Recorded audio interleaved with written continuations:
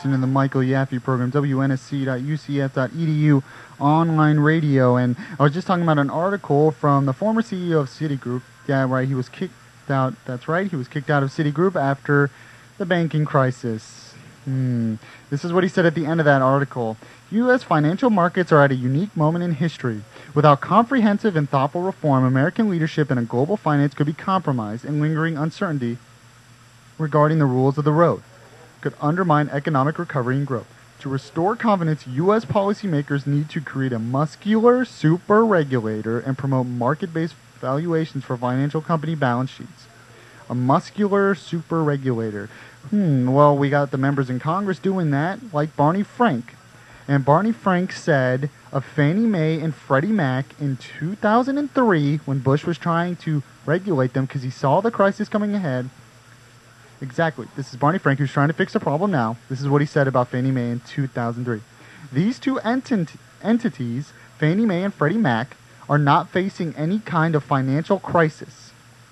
That's what he said. The more people exaggerate these problems, the more pressure there is on these companies, the less we will see in terms of affordable housing.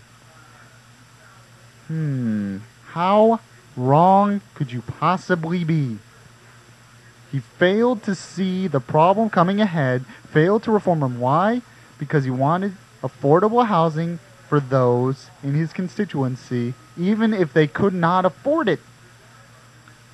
He wanted to give out these subprime loans for political reasons, and he knew that reforming Fannie Mae and Freddie Mac might get rid of that, might hurt his points in the polls or something.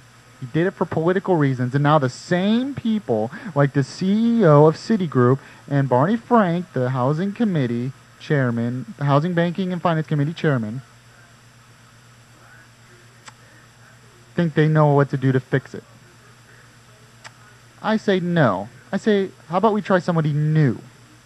Just saying. Well, another interesting article from the Wall Street Journal. So, for those who don't think Obama isn't doing anything to help our recession, even though some are saying we're out of the recession, 10% unemployment and we're out of a recession, give me a break. The spending rolls on. The fiscal 2010 bills grow domestic programs by 12.1%. That's right, Obama's doing something all right. He's growing government by creating domestic programs. Welfare, yep. The White House disclosed the other day that the fiscal 2009 budget deficit clocked in at $1.4 trillion. That's right. $1.4 trillion is the 2009 budget deficit. That's unheard of. Amid the usual promise to do something about it. Yet, even as Budget Director Peter Orszag was speaking, House Democrats were moving on a dozen spending bills for fiscal 2010 that totaled 12.1% and more domestic discretionary increases. Yes, 12.1%. Remember, inflation is running close to 0 or 0.8%. The good news, if we can call it that, is that the Senate Democrats only want to increase non-defense appropriations by 8% for 2010. Because these funding increases become part of the permanent baseline for future appropriations, the 2010 House budget bills would permanently raise annual outlays for discretionary programs by about $75 billion a year from now until, forever. These spending hikes do not include the so-called mandatory spending programs like Medicare and Medicaid, which exploded by 9.8% and 24.7% respectively in the just-ended 2009 fiscal year. All of this is also on top of the stimulus funding that agencies received in 2009. The budget for the Environmental Protection Agency rose 126%. The Department of Education budget 209%, and energy programs 146%. That's right. The 2009 budget deficit is at $1.4 trillion. The 2010 budget added more spending, 12.1% increase in spending. And that doesn't even include Medicare and Medicaid, more if they want to do a second stimulus, and that in no way includes if they pass health care. Folks, where are we going to get this money? Where's it going to come from? Obama just doesn't have a bank that he just like gives out free money. It's got to come from somewhere. It's going to come from two places. They're going to purposely inflate the money by printing more of it. Second place, it's going to come from the taxpayer. That's right. And most of these programs don't go to the taxpayers. They go to the people who don't pay taxes. That's right. They're going to take the money from the taxpayer and redistribute it to programs which are used for people who don't pay taxes.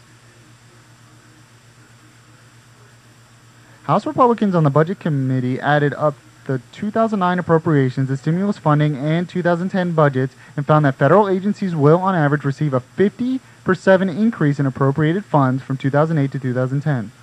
By contrast, real family incomes fell by 3.6% last year. There's no recession in Washington. Oh, gee, isn't that convenient? While the rest of the country is failing, Washington decides they want to spend more. More broadly, the White House and the 111th Congress have already enacted or proposed $3.4 trillion of new spending.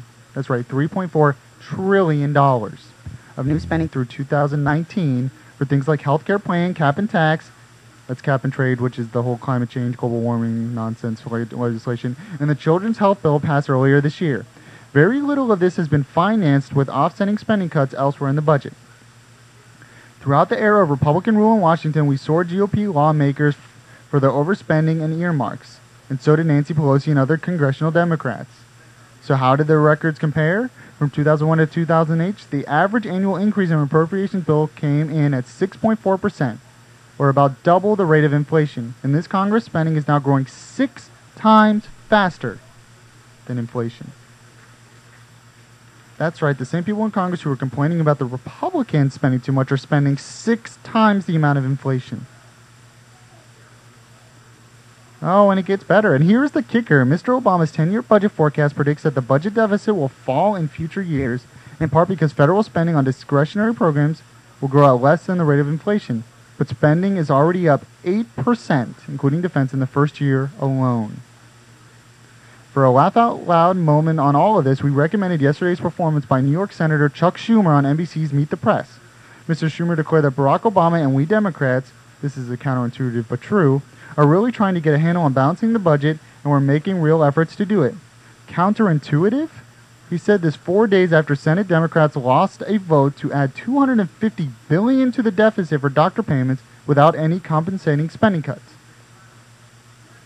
Democrats must figure that they can get away with this sort of rap because no one will call them on reality of what they're spending.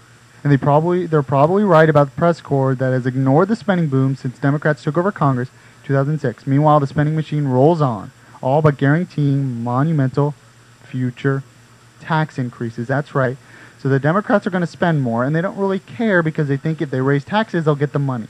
Even though raising taxes affects economy, raises unemployment, the list goes on and on. So then more people are out of the job, so they actually get less tax money. Instead, they should cut taxes, which will create new jobs, which will create new wealth, which will expand the economy, grow the economy, and then we'll actually get more in revenue. It's been done, proven in history, and yet they don't want to do it. Why? Because this isn't about raising money. It's about punishing the rich, giving to the poor. It's about redistributing wealth. It's about creating programs for those who don't want to work hard and for themselves and instead want to depend a lot on government programs. And it's just beginning. And we don't have the money. So what are we going to do? Borrow it? Oh my gosh, I was reading last night, about the Weimar Republic. That's right. The Republic before Hitler, in Germany before Hitler came, and their rate of inflation. Why did they have inflation? Well, a lot of it had to do with war reparations and stuff, but they also had many spending programs, many welfare programs that they could not afford, so what did they do? They printed more money. Eventually it caused a hyperinflation. Now, we probably won't see nearly the hyperinflation that they did, but there's no doubt there's going to be inflation. What comes after that? Higher interest rates. They've got to pay for it some way. What comes after that? Well, they're going to higher taxes because they believe, well, we'll just get the money from the rich. We'll hire taxes on them. What are they going to do? Pass taxes to the consumer.